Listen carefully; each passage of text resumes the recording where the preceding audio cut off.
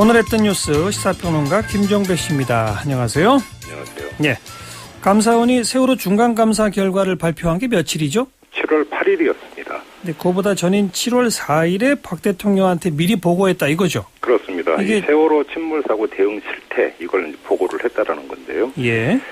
통상 이제 서면 보고를 하는데 이번에는 대면 보고를 한 것으로 좀 알려지고 있고요. 예.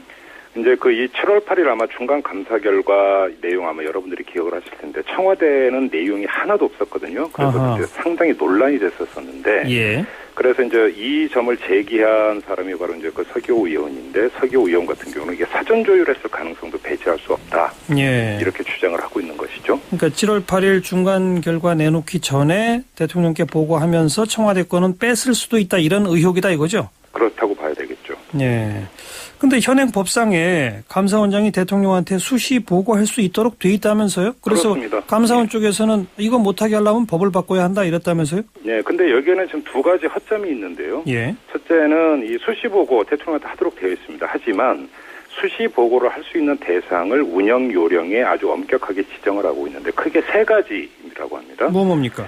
국방, 외교, 안보, 통일 등과 관련한 현안 사항은 대통령한테 수시 보고하도록 되어 있어요. 예. 근데 이 세월호 대응 실태 이거는 이것과는 직접적인 상관은 없다고 봐야 되겠고요. 예. 두 번째가 대규모 예산 낭비 우려가 있거나 국민의 재산 또는 안전에 심대한 영향을 끼칠 것으로 예상되는 사항입니다. 이것도 여기서 이제 해석의 여지가 좀 갈릴 수가 있을 것 같은데요. 예. 아무튼 예상되는 사항이라고 되어 있고요. 세 번째가 감사 결과가 이행되지 않고 있거나 다수 부처 간 조정이 필요한 사항. 이것도 아니고요. 이것도 아니라고 봐야 되는 거고요. 두 번째 대규모 예산 낭비 예상하고는 어떻게 연결되는 거예요? 이게 이제 안전에 심대한 영향을 끼칠 것으로 예상되는 사항. 어허. 안전이 들어가 있어서 아마 감사원은 이걸 가지고 주장을 하고 있는 것 같은데요. 예. 자, 그렇다면 두 번째 문제가 있을 수가 있습니다.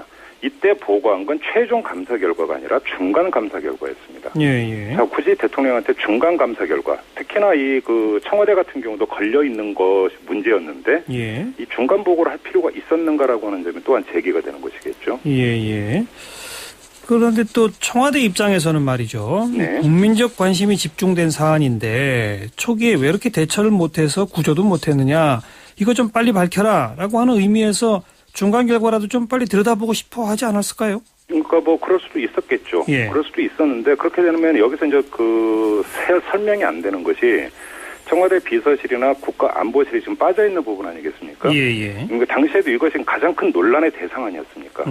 컨트롤 타워가 아니다라고 하는 당시 이 김정수 안보실장의 발언이 또 엄청난 파문을 불러일으키고 있었었고요. 예. 그런 점에서 사실은 청와대의 그런 논리 내지 주장 이것도 그러니까 성립이 안 된다고 봐야 되겠죠. 예. 현재 감사원은 독립기구긴 하지만 대통령 직속인가요? 네, 대통령 소속으로 되어 있습니다. 헌법에 그렇게 분명히 명시가 되어 있거든요. 네. 헌법 97조를 보면은 감사원을 대통령 소속하에 둔다 이렇게 명시가 되어 있습니다. 예. 원래 감사원의 기능은 정부를 관찰하는 거 아닙니까? 직무 감찰이거나 이제 예산 문제 이런 것들을 들여다보는 곳으로 되어 있죠. 그런데 대통령은 또 행정부의 수반이고요. 네네. 그 밑에 바로 감사원을 둔다. 이거 자체가 조금 더 논란거리죠?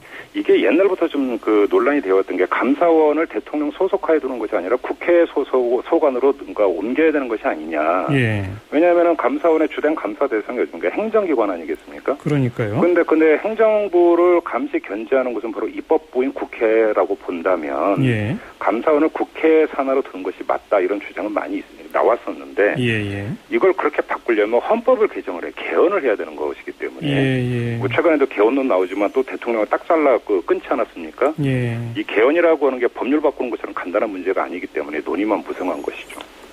그게 이제 결국 감사원의 독립성 논란인데. 네네. 이명박 정부 때는 청와대 민정수석 하던 분 감사원장 가려다가 안 된 적도 있었죠. 정동기 민정수석을 감사원장으로 내정을 했다가 좌절이 됐었죠. 이건 너무나 거센 반발이 있었고요. 예. 이래서 이 감사원의 독립성 문제는 끊임없이 계속 제기가 됐었습니다. 그래서 지금 정동기 민정수석의 내정 사례, 이명박 정부 때의 대표적인 사례라고 봐야 되겠고요. 예. 지금 박근혜 정부 때의 대표적인 사례 하나만 소개를 해드리면 아마 기억을 하실 텐데 지난해 3월에 양건 감사원장이 갑자기 사퇴 선언을 한 적이 있었습니다. 그렇죠.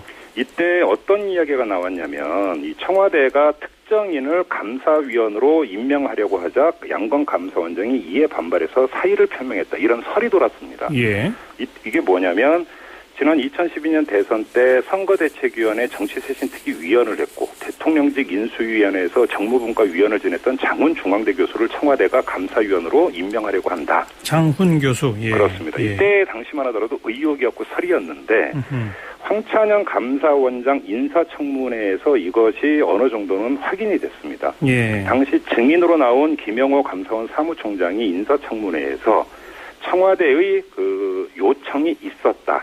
이렇게 아하. 밝혔던 것이죠. 예, 예. 그럼 이것이 그러니까 청와대가 그 감사원의 인사에까지 그 쥐락펴락하려고 했다라고 하는 이야기가 되는 거고, 예. 특히나 만약에 이게 맞다고 한다면 이 정치적 색깔이 너무나 뚜렷하고 박근혜 대통령한테 아무래도 쏠릴 수밖에 없는 사람을 예. 이 독립성을 생명으로는 감사원에서는 감사원장과 감사위원들이 가장 핵심인데 예. 감사위원으로 앉히려고 했으면 과연 감사원이 독립적으로 운영이 될 수 있겠느냐 예. 예. 이런 문제가 당연히 제기되는 것 아니겠어요? 예, 예.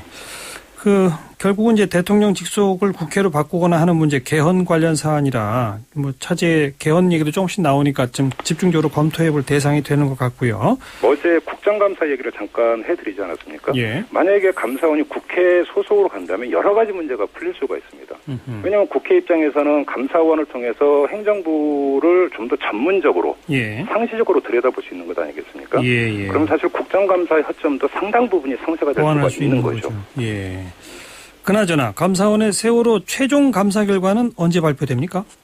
모르겠는데요. 아직 그런 얘기가 잘 나오질 않고 있습니다. 근데 감사는 이미 끝났다고 그런 게 한참 되지 않았나요? 네, 그렇죠. 근데 왜 발표를 안 할까요? 좀 지켜봐야 될 것 같은데요, 그거는. 보통은 감사원 감사 결과 먼저 나온 다음에 검찰 수사 결과 나오지 않나요? 이번엔 보통 검찰 그래서 감사원이 감사를 하고 예. 감사 결과가 나오면 그중에서 그러니까 중요한 사항이라고 한다면 수사 의뢰를 하거나 예, 예. 이렇게 가지 않습니까? 이번엔 그런데 검찰도 이번에는 검찰이 먼저 종합수사 결과 발표를 그렇죠. 했어요. 네. 감사원은 최종은 아직도 발표를 안 하고 있고요. 기다려봐야죠. 네. 예, 수고하셨습니다. 고맙습니다. 시사평론가 김정배 씨였습니다.